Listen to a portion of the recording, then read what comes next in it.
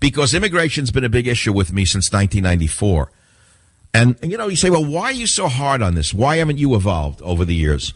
You know that the immigrant works very hard. It's all true. I'm not blind. I know who does the hard work in America. I've said it over and over again. I've seen it over and over again. But that's not the issue. The issue is not the hardworking people. The issue is the decimation of the economy, the decimation of our schools, and the decimation of our hospitals. You can't look the other way to what has been done to our schools and to our healthcare system from the illegal immigrant. You cannot look the other way. You can't.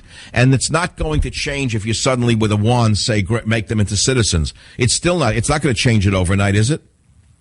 No. If you have a population of 30 million people who refuse to speak English, refuse to learn the rudiments of what this country is about, refuse to have an American flag in their house, instead having flags of their home country, which I go to sporting events and I've seen it.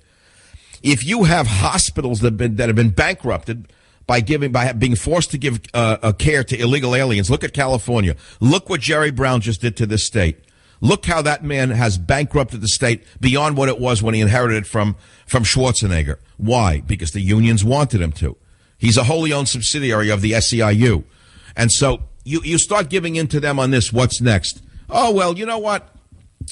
Maybe one of them will say, well, I see the light and I've evolved on the Second Amendment. I think we should all give up our guns. Don't be shocked if that doesn't happen next. You agree with me on that? Yeah, well, they're already talking that UN treaty.